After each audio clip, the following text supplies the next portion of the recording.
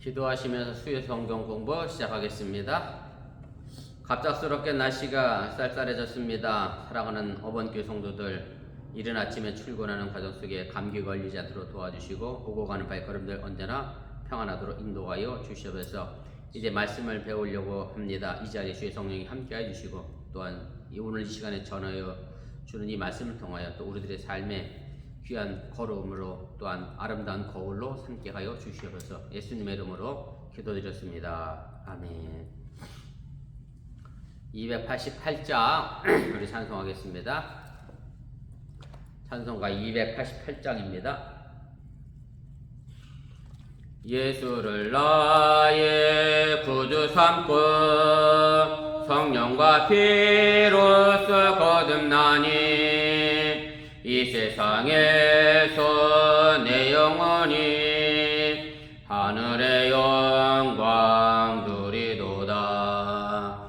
이것이 나의 간증이요 이것이 나의 찬송일세.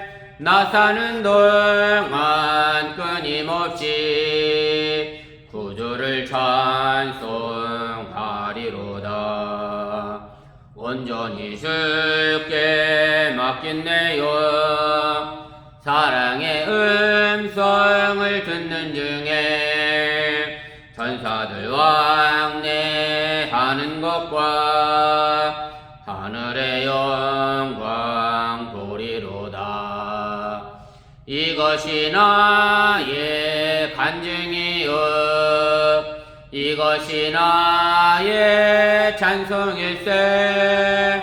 나 사는 동안 끊임없이 구주를 찬송하리로다. 주 안에 기쁨 누림으로 마음의 풍랑이 잔잔하니 세상과 나는 간 곳 없고 구속한 주만 보이도다. 이것이 나의 간증이요 이것이 나의 찬송일세. 나 사는 동안 끊임없이 구주를 찬송하리로다.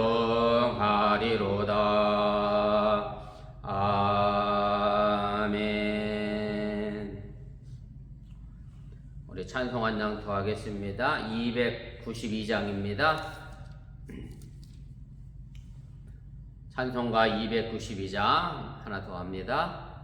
주 없이 살 수 없네 죄인의 구주여. 그 귀한 몸의 피로 날 구속하소서. 구주의 사랑으로 흘리신 보혈이 내 소망 나의 위로 내 영광 됩니다. 주 없이 살 수 없네 나 혼자 못 서리. 힘없고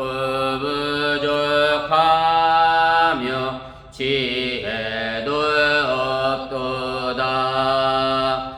내 주는 나의 생명 또 나의 힘이라.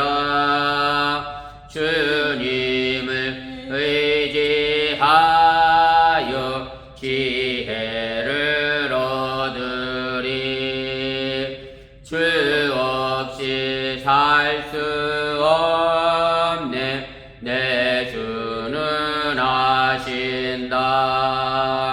내 영의 깊은 간구 마음의 소원을 주밖에 나의 마음 네 알아주리요.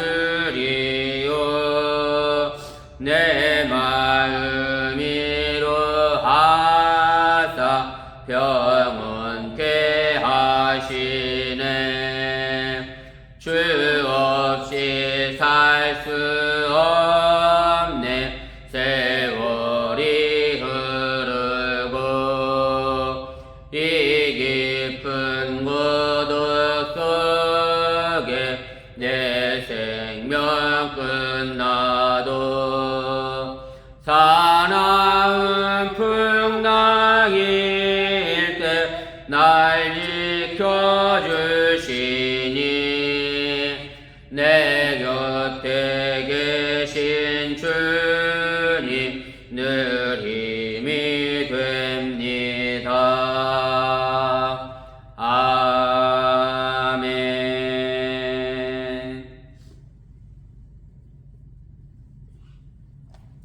하나님의 말씀 보겠습니다. 신약성경 로마서 12장 우리 14절 말씀부터 21절까지 말씀입니다.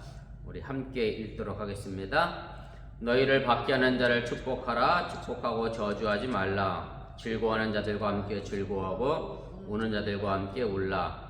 서로 마음을 같이하며 높은 데 마음을 두지 말고 도리어 낮은 데 처하며 스스로 지혜 있는 채 하지 말라. 아무에게도 악을 악으로 갚지 말고 모든 사람 앞에서 선한 일을 도모하라. 할 수 있거든 너희로서는 모든 사람과 더불어 화목하라. 내 사랑하는 자들아 너희가 친히 원수를 갚지 말고 하나님의 진노하심에 맡기라.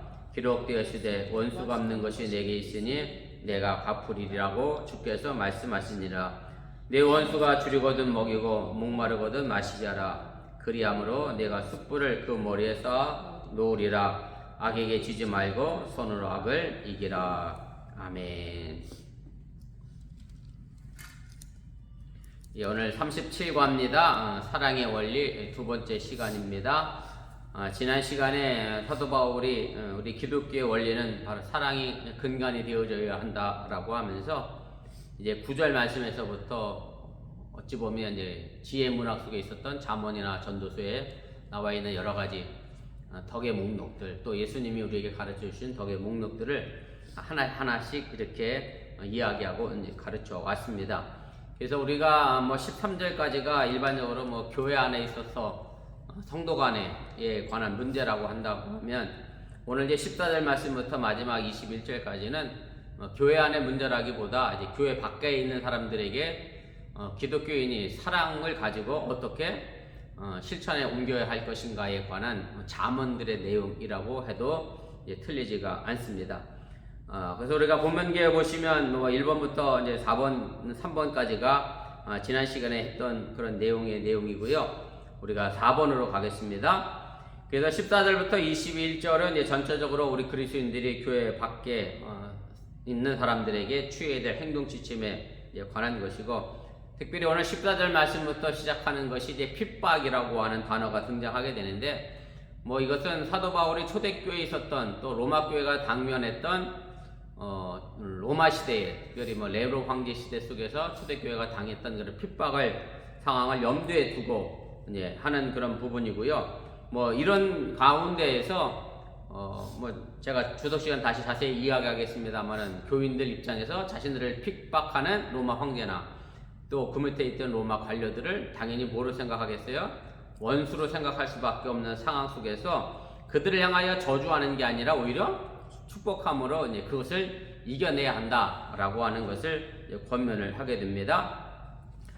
2페이지 제일 위로 가겠습니다. 그래서 바울은 이런 부분에 관하여 여러 번 이야기를 했고, 바울 스스로도 자신이 예수 그리스도를 본받은 것처럼 너희는 나를 본받으라고 이미 밝혀왔던 것처럼, 결국 이것은 누가 우리에게 알려주신 말씀이냐면 사도 바울이 아니라 예수 그리스도가 이미 우리에게 알려주신 말씀의 내용이라고 하는 얘기고, 그래서 우리 그리스도인들이 자신을 핍박하는 사람에게 저주가 아니고 축복하는 것은 곧 누구를 따라 사는 삶이냐면 주님의 가르침을 따르는 삶일 뿐만 아니라 주님을 본받는 사람이 되는 것임을 이야기를 하게 됩니다. 제가 거기에 각주 3번 하래에 달아드렸습니다만, 마태복음 5장 44절에 예수님께서 하신 말씀이죠.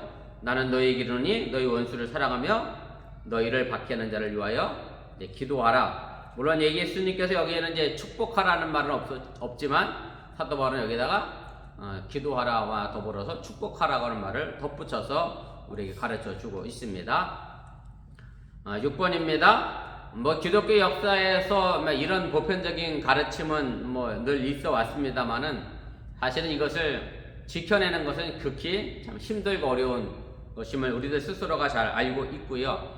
그렇지만 그럼에도 불구하고 우리 기독교인들이 가져야 될 신앙의 기본 자세는 바로 원수를 축복하는 태도여야 한다라고 하는 얘기고, 결국 이것이 이 세상에서 살아가는 동안의 삶의 모습 속에서 하나님께서 이 땅을 창조하시고 그리고 이 창조 세계를 보존하는 길은 원수에 대하여 저주하는 길이 아니라 원수를 오히려 축복하는 길에 있음을, 또 서로 연결되어져 있는 관계임을 우리가 이야기하고 있고요. 그리고 이 가르침이 여전히 우리 기독교인들에게 있어서는 이상이고 또 온전한 목표가 되어져야 한다고 하는 사실을 여러분들이 깨달으시면 좋겠습니다.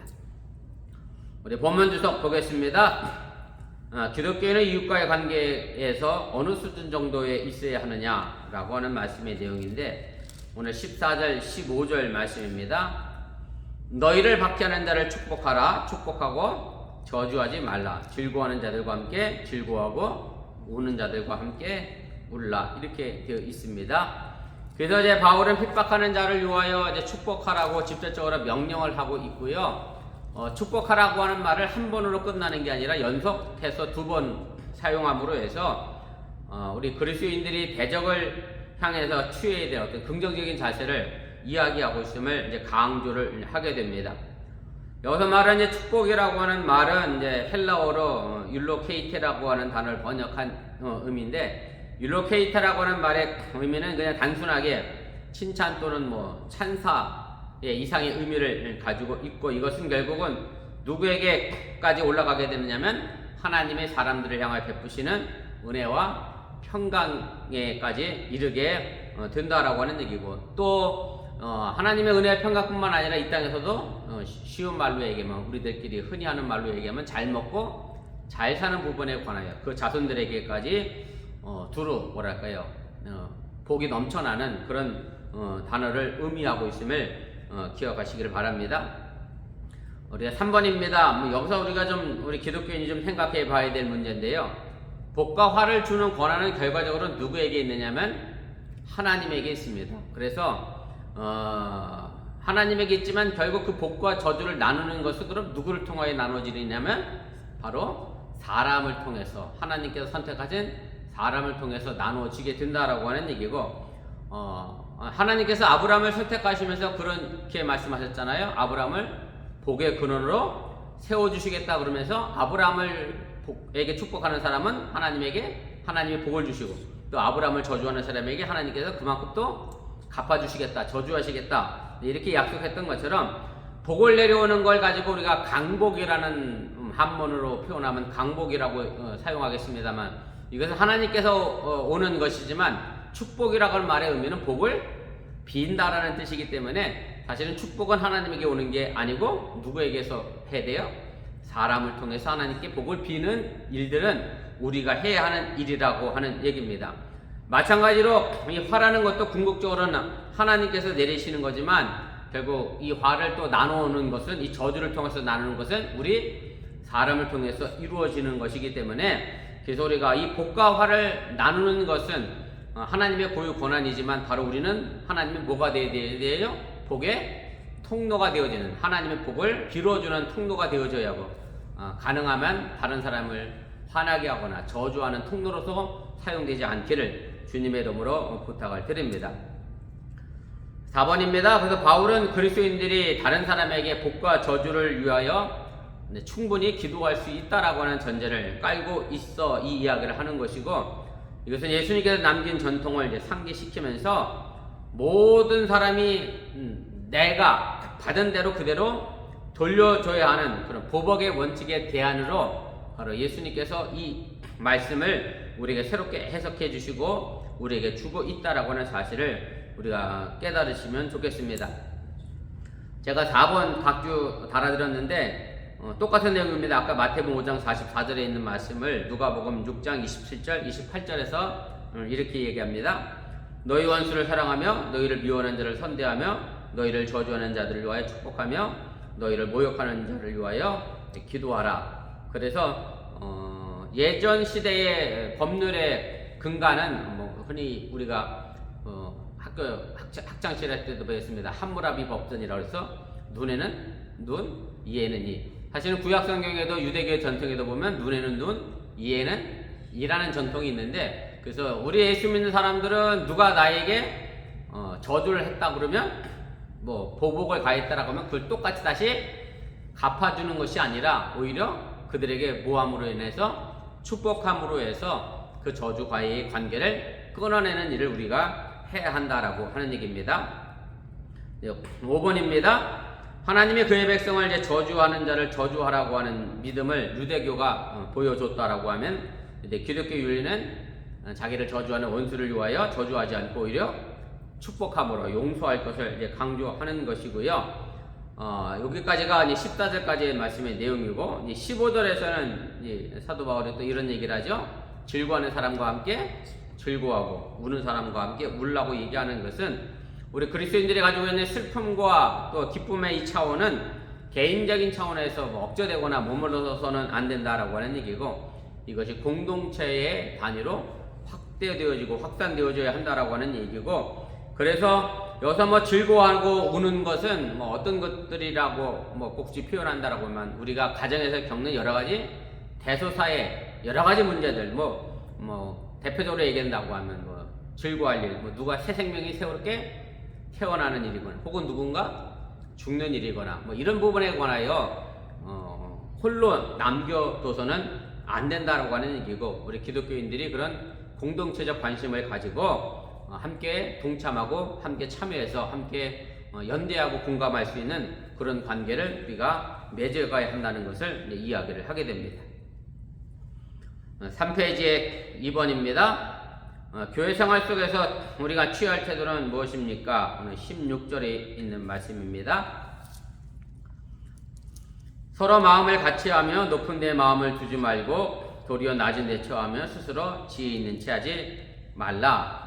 이 말씀의 내용인데, 서로 마음을 같이 하라라고 하는 말씀의 내용은, 우리가 고린도전서에서 사도 바울이 얘기했던 것처럼 뭐 교회가 분열되니까 너희가 한 마음 한 뜻을 가져라 라고 얘기했던 내용과 우리가 연결시켜서 생각해서는 안 된다라고 하는 얘기를 먼저 말씀을 드리고, 서로 마음을 같이 하라고 하는 얘기는 뭐 교회 공동체 구성원이 똑같은 마음을 가져라, 뭐 그렇게 이야기하는 것은 일단 아니라고 하는 얘기입니다. 사실 뭐 모든 사람이 똑같은 말을 갖는다라고 하는 것도 사실 가능하지 않은 이기도 하고, 그럼 이 말의 의미는 뭐냐면, 서로의 공동의 관심사는 물론 교회 공동체니까 가져야 되겠습니다만은, 서로에게 다른 부분을 조화롭게 이제 관계를 맺어서 한 곳을 향하여 목표를 향하여 나아가라고 하는 그런 교훈으로 우리가 알아야 한다, 읽어야 한다고 하는 것을 기억하시길 바랍니다. 2번입니다. 그래서 서로 마음을 같이 하는 것이 결국 교회 공동체에 어떻게 보면 존립의 기반이 되는 상호 유대와 결속을 위해서 아주 필수적인 그런 전제 조건이고요. 그래서 모든 교회 구성원들이 제각각의 관심사를 가지고 자기의 소견대로 혹은 뭐 자기의 욕심대로 자기의 주장만을 내세우게 된다라고 하면 교회 공동체는 자연스럽게 분열되고 나눠질 수밖에 없기 때문에, 오늘 교회 생존을 위해서 같은 마음을 같이 하라, 서로 마음을 같이 하라고 하는 것을 권면하고 있다라고 하는 얘기입니다. 3번입니다. 여기서 이제 문제는 뭐냐면, 사도 바울이 로마 교회에 같은 마음을 가져라라고 얘기했는데, 그럼 무엇에 대하여 같은 마음을 가져라라고 하는 뚜렷한 목표가 주어져 있지는 않습니다. 로마 교회가 가지고 있었던 어떤 배경을 보면 쉽게 이해가 되는 것인데, 말하면 로마에 있는 교회는 쉽게 말하면 여러 민족이 함께 거주했던 그런 지역이잖아요. 로마 자체가 그때 당시 최고의 큰 도시였기 때문에 뭐 유대인뿐만 아니라 많은 이방인들이 함께 거주했고, 또 종도 있었고 자유자도 있었고 뭐 주인도 있었고 민족도 다르고 여러 가지 모양이 다 다른 상황 속에서 결국 같은 뜻을 가질 수 있겠느냐라고 하는 부분에 대해 우리가 뭐 질문을 던질 수 있겠습니다만은, 그럼에도 불구하고 이 모든 부분에서 우리가 같은 마음을 품어야 로마 교회가 온전하게 바로 설 수 있음에 관하여 이야기를 하게 됩니다. 4번입니다. 그래서 이어지는 말씀에 높은 데 마음을 두지 말라라고 하는 얘기도 서로 마음을 같이 하라고 하는 그런 맥락을 통해서 우리가 좀 같이 이해해야 하는데요. 일반적으로 보면 높은 데 마음을 두지 말라 그렇게 표현되어 있으니까 뭐 하지 말라고 하는 것으로 우리가 쉽게 이해할 수 있느냐면 교만하지 말아라 뭐 이런 의미로 우리가 생각할 수 있는데 그렇지 않다라고 하는 얘기고, 교만하다라고 하는 마음의 뜻이라기보다는 자신의 어떤 명예나 명분이나 혹은 자신의 주장을 너무 내세우지 말아라 라는 것으로 사도 바울은 교훈하고 있다라고 하는 말씀입니다. 5번입니다. 그러고 나서 반대로 또 이렇게 나와요. 낮은 데 처하라. 높은 데 있지 말고 이제 네 마음을 높은 곳에 두지 말고 낮은 데 둬라 라고 하는 얘기인데, 이 말도 교만과 대조되는 겸손의 의미가 아니라 오히려 교회 안에 있었던 비참하고 또 천황, 압박받는 사람들과 친교를 나누라는 그런 의미이고, 또 교회에서 쉽게 말하면 뭐 자질구레한 일들, 어찌 보면 남들이 하기 싫어하는 일들에 대하여 스스로 낮아져서 봉사하라 라는 말로 그렇게 권면하고 있는 말씀입니다. 6번입니다. 마지막으로 이제 스스로 지혜 있는 채 하지 말라라고 하는 말도 이제 마찬가지고, 우리가 잠언서에 나와 있는 지혜라는 부분에서 우리가 생각하는 일반적인 그런 지혜의 개념으로 우리가 생각해서는 이 부분도 오해가 생기게 된다라고 하는 얘기고, 사도 바울이 여기서 말하는 이 지혜는 구원에 관련한 지혜를 의미하는 거고요. 뭐 이미 로마서 앞부분에도 이방인들이 자기들이 스스로 지혜 있는 채 했다. 그래서 너희들 지혜 있는데도 불구하고 이 하나님의 놀라운 비밀을 알지 못하느냐 이렇게 지적하고 이야기했던 것처럼 구원 문제에 관한 지혜를 얘기하는 거지 일상적인 삶의 지혜를 의미하는 것은 아니라고 하는 얘기고, 사실은 이 구원에 관련된 지혜에 있어서 자기의 구원에 관련된 지혜가 정답이다. 그리고 내 것이만 맞다. 그래서 다른 사람의 입장을 생각하지 않고 내 입장을 절대화시키게 되면 교회 안에 어떤 문제가 생기느냐? 당연히 분쟁을 일으킬 수밖에 없는 것이기 때문에 사도 바울이 이 부분에 관하여 지적하고 있다라고 하는 얘기입니다. 3번입니다. 예수님은 유대교의 전통을 뛰어넘어 이제 새로운 율법을 이제 해석하셨습니다. 이제 그것이 무엇입니까? 뭐 방금 앞에서 눈에는 눈, 이에는 이, 유대인의 전통을 넘어섰다라는 말씀을 드렸죠. 17절입니다. 아무에게도 악을 악으로 갚지 말고 모든 사람 앞에서 선한 일을 도모하라. 할 수 있거든 너희로서는 모든 사람과 더불어 화목하라. 이렇게 말씀합니다.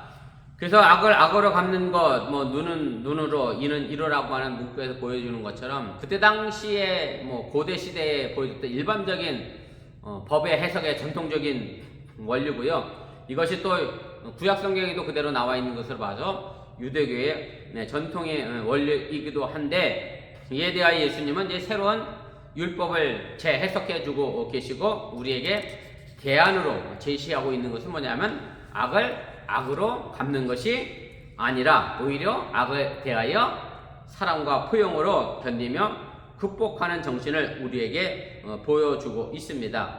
그래서 우리 기독교인들이 이웃과의 관계성 속에서 당연히 선은 선으로 갚는 수준, 그리고 또 악은 악으로 갚는 수준이냐, 아니면 나는 선을 가지고 악으로 갚는 사람이냐, 아니면 나는 악을 선으로 갚는 사람이냐, 이런 생각으로 생각해 본다라고 하면 우리들의 수준은 과연 어느 정도에 머물 수 있느냐 우리가 좀 생각해 볼 수 있다라고 하는 얘기고, 참 안타까운 것은 일반적으로 사람은 악은 악으로 다 갚으면서 선은 선대로 또 안 갚는 것이 참 이기적인 사람의 모습이긴 합니다만은, 아무튼 선에 대해서 그나마 선으로 갚으면 참 다행이다 이런 생각이 드는데, 그러나 우리 기독교인들은 당연히 그 한 차원을 뛰어넘어서 악도 선으로 갚는 것이 우리에게 요구되는 것이고, 이것이 사도 바울이 우리에게 보여주고 있는 하나님의 무조건적인 사랑, 아가페, 사랑의 원리라고 하는 것을 여러분들이 기억하시면 좋겠습니다. 그래서 사도 바울이 오늘 이것에 대하여 아무에게도 라는 말을 표현하고 있는데, 이것은 비단 교회 공동체 안에 있는 우리 그리스도인들에게 뿐만 아니라 교회 밖에 있는 사람들과도 당연히 이런 부분에서 꾸밈 없는 사랑으로 그들을 아끼고 돌봐야 한다, 포용하고 감싸야 한다라고 하는 것을 이야기를 하게 됩니다. 2번입니다. 할 수 있거든 이라고 하면서 모든 사람과 더불어 화목하라 라고 얘기했는데, 할 수 있거든 이라고 한 말을 우리가 잘못하면 하고 싶으면 해도 되고 할 수 없으면 하지 않아도 된다라고 하는 의미가 아니라고 하는 얘기고, 사도 바울이 앞서도 말씀했습니다만 믿음의 분수대로라고 표현되어 있잖아요. 그래서 우리가 믿음의 분수대로, 내가 가지고 있는 믿음의 분량대로 할 수 있는 한 최선을 다하여 우리가 모든 사람과 더불어 화목하라고 가르치고 있다라고 하는 얘기입니다. 물론 믿음의 분량이 왜 중요하냐면 사람들마다 가지고 있는 믿음의 양의 축도가 다르기 때문에, 어떤 사람은 이 정도까지 감수하고 포용할 수 있는 사람이 있는가 하면, 또 어떤 사람은 그렇지 못한 사람도 있기 때문에 모든 사람에게 동일하게 원수를 다 사랑해야 한다라고 말할 수 없는 거라고 하는 얘기고요. 물론 궁극적으로 우리가 예수님께서 말씀하신 것처럼 원수까지 사랑할 수 있는 믿음의 분량까지 성장해야 하는 것은 맞지만, 아직 초신자에게 그런 것을 요구하기엔 너무 무리가 될 수 있다라고 하는 것, 그래서 할 수 있거든이라고 하는 말을 사용하고 있음을 기억하시기를 바랍니다. 3번입니다. 모든 사람으로 더불어 화목하라 라고 하는 얘기는 이제 교회의 울타리 밖의 사람들과도 화평을 이루라고 이제 권면하는 것이고, 그래서 우리 그리스도인들은 교회 안에뿐만 아니라 교회 밖에 있는 사람들과도 더불어 적극적으로 화평과 화목을 이루기 위하여 많은 노력을 해야 한다는 것을 가르쳐 주고 있습니다. 4번입니다. 12장 전체의 결론은 결국 그럼 무엇이냐? 19절부터 21절까지의 말씀이고, 결국 21절이 그 핵심의 결론이라고 할 수가 있습니다. 내 사랑하는 자들아, 너희가 친히 원수를 갚지 말고 하나님이 진노하심을 맡기라. 기록되었으되 원수 갚는 것이 내게 있으니 내가 갚으리라고 주께서 말씀하시니라. 내 원수가 줄이거든 먹이고 목마르거든 마시게 하라. 그리함으로 내가 숯불을 그 머리 위에 쌓아 놓으리라. 악에게 지지 말고 선으로 악을 이기라. 이렇게 말씀합니다. 오늘 19절에 있는 말씀은 이미 신명기 35장에 나와 있는 말씀의 내용이고, 이 내용을 히브리서 10장에서도 그대로 인용을 했습니다. 그래서 원수를 갚는다라고 하는 얘기는 단순히 보복한다라고 하는 말의 의미이고요. 그래서 이것은 어떤 악에 대해서 하나님과 인간에 대한 어떤 보응적인 태도를 이야기하게 되는데, 이제 문제는 이제 하나님께서 보복하시는 부분은, 하나님은 공의의 하나님이시기 때문에 공의대로 잘 정당하게 처리할 수 있으니까 하나님은 보복하신다라고 하는 말을 사용할 수도 있는데, 사람에게 이 말을 적용하기에는 좀 무리가 있는 것은 뭐냐면, 사람은 공정하게 하지 않고 항상 그보다 더 하는 부분이 있기 때문에, 인간 세계에서 나는 한 개 받았으니까 난 한 개 갚아줘, 난 정확한 사람이야 라고 하지만, 역사적으로 진행된 상황을 볼 때 결코 그렇지 않다라고 하는 얘기고, 이것이 끊임없는 복수의 악순환을 만들어내기 때문에 원수를 갚는 일은 결국 누구에게 맡겨야 하느냐? 하나님께 맡겨야 한다라고 하는 얘기입니다. 2번입니다. 로마 교인들은 네로 황제의 가혹한 박해를 겪은 다음에 이제 그 박해를 하는 사람들을 당연히 원수같이 여겼을 거고 미워했을 것인데, 바로 이런 부분에 관하여 이제 사도 바울은 교회의 존립을 위해서라도 그 사람들에게 보복하는 게 아니라 오히려 그 사람들을 위하여 이제 기도할 것을 이야기하고, 결국 그 보복은 누구에게 맡겨라? 하나님께 맡겨라. 이제 진노는 하나님께 맡기라고 이제 권면을 하게 됩니다. 물론 하나님에게 진노를 맡긴다라고 하는 말의 의미는, 하나님의 진노에 맡긴다는 얘기는 궁극적으로 종말 때가 되면 그들은 반드시 하나님의 심판을 받을 거다라고 하는 확실한 그런 말씀의 내용이고, 그래서 원수를 갚는 일도 사실은 사람의 권한 밖에 있는 것임을 이야기하는 거고, 하나님께서 친히 하실 일이라는 것을 이제 표현하고 있습니다.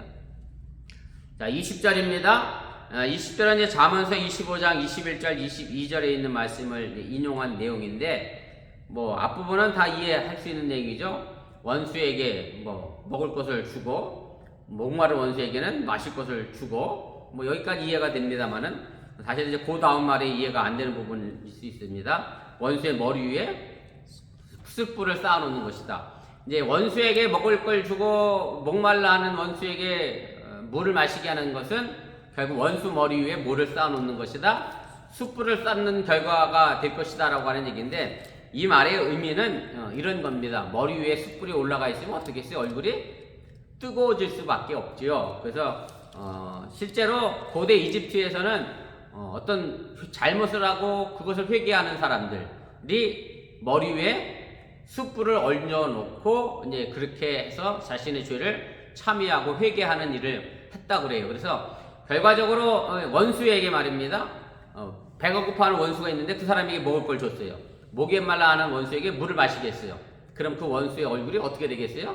숯불을 올려놓은 것처럼 얼굴이 뜨거워질 수밖에 없다는 얘기죠. 부끄러워서 수치스러워서 뜨거워질 수밖에 없다라고 하는 얘기고, 그렇게 되면 그 원수가 자기의 죄에 대해서 뭘 하겠다? 회개하게 될 것이다 라고 하는 그런 의미가 담겨져 있습니다. 제가 그 가로 3번의 두 번째 줄 뒷부분부터 읽겠습니다. 한번 보시면 좋겠습니다.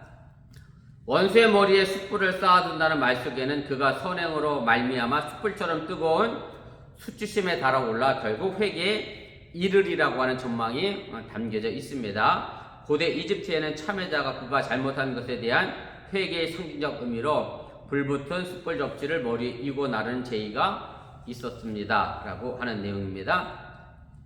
마지막 5페이지입니다. 이제 4번입니다. 21절의 내용이죠. 결국 12장 전체 결론의 말씀이고 요약 정리하게 되고요. 이미 앞서도 12장 9절에서 사도 바울이 악을 미워하고 우리에게 뭐라 그랬죠? 선에 속하라고 하는 이야기를 했습니다만은, 근데 이 선과 악이라고 하는 것이 명확하게 좀 구별되면 좋겠는데, 우리 인간 사회 생활 속에서 그렇게 구별되기가 참 어려운 부분이 있고 서로 얽혀 있고 연결되어져 있는 그런 구조고, 그러다 보니 선과 악이 계속해서 자꾸 뭐 하느냐면 싸움의 관계 속에 놓여있는 전쟁터와 같은 것이 우리 마음속에 생각이고 우리가 살아가는 삶의 현장의 모습이라고 하는 얘기입니다. 그래서 사도 바울이 표현하는 것은 악을 뭘 가지고 이겨라, 선을 가지고 이겨라 라고 하는 말투에서 보여주는 것처럼 선과 악의 관계는 우리 그리스도인의 삶에 끊임없는 싸움이 벌어지는 현실과 결부되어 있는 그런 부분의 내용입니다. 사실 이제 이 부분에 대해서 사도 바울이 이미 그런 얘기를 했잖아요. 오호라 나는 공고한 사람이도 내가 원하는 선을 행하지 않고 자꾸 원하지 않는 악만 행한다 라고 본인도 스스로가 로마서에서 이미 앞서 고백을 했던 것처럼, 이 선과 악은 결국 우리 마음속에 끊임없이 대립하고 경쟁하고 싸우는 그런 구도 속에 있는데, 그 부분에 대하여 우리는 선으로, 쉽게 말하면 악을 이겨나가는 것을 우리가 해야 한다라고 하는 얘기고, 결국 그 선이라고 하는 것은 뭐냐면 사도 바울이 얘기하는 것처럼 끊임없는 사랑, 아가페, 무조건적인 사랑을 가지고 우리가 악에 대하여 무기로 가지고 싸워내야 그것이 우리가 이겨낼 수 있는 유일한 최선의 방식이라고 하는 것을 이야기를 하고 있습니다. 사실은 악에 대해서 이길 수 있는 방법은 사랑밖에 없다라는 것을 결론적으로 사도 바울이 이야기하고 있다라고 하는 얘기입니다. 7번입니다. 그리스도인들이 악을 악으로 갚게 되면 결국 그 사랑의 마음을 뭐 하게 되는 거냐면 잃어버리게 되는 것이고요. 악을 악으로 갚는 것은 결국 악을 갚는 보복적인 어떤 악순환을 끊어내지 못하고 계속해서 이어나가게 될 수밖에 없다라고 하는 얘기고, 그러나 악을 견디며 선으로 그 악을 이겨낼 수 있다라고 하면 우리는 그 악을 극복하는 출발점이 되게 만들어진다라고 하는 얘기입니다.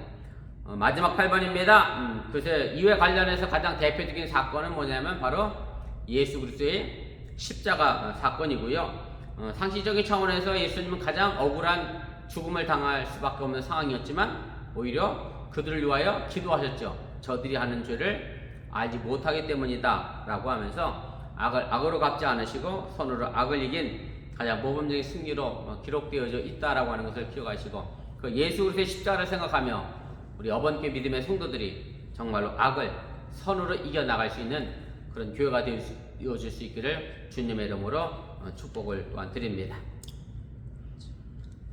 우리 말씀을 기억하며 우리 1분여 정도 합심해서 함께 기도하도록 하겠습니다.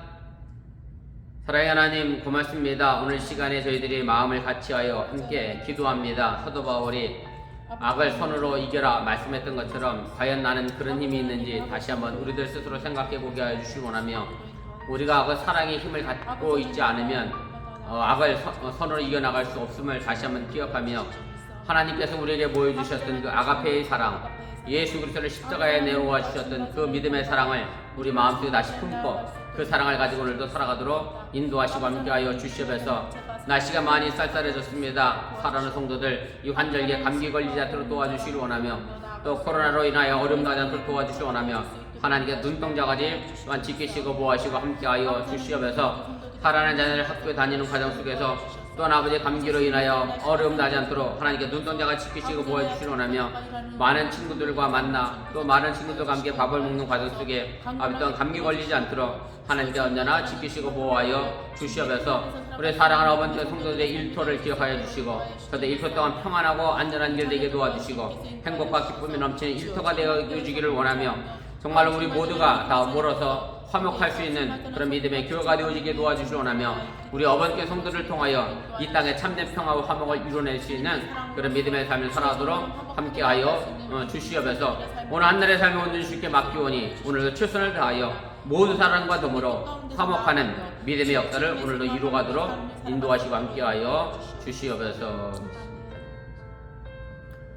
사랑의 하나님 고맙습니다. 오늘 사도 바울이 사랑의 기본적인 윤리를 우리에게 가르쳐 주면서 그 사랑을 가지고 세상에 대하여 어떻게 행동하고 생각해야 되는지를 우리에게 가르쳐 주었습니다.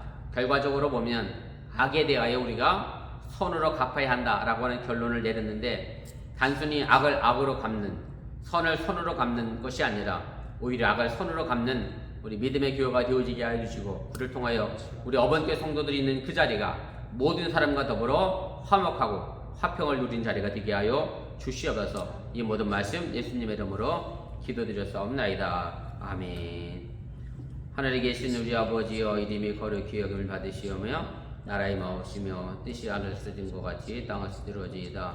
오늘 날 우리 길을 원량하시고 주옵시고, 우리가 우리에게 주신 대를 사하여 준 것 같이 우리들을 사하여 주옵시고, 우리를 시험 되게 하지 마옵시고 다만 하게 수고하옵소서. 되게 나라와 권세와 영광이 아버지께 영원히 있사옵나이다. 아멘. 감사합니다. 수요 성경 공부를 마쳤습니다.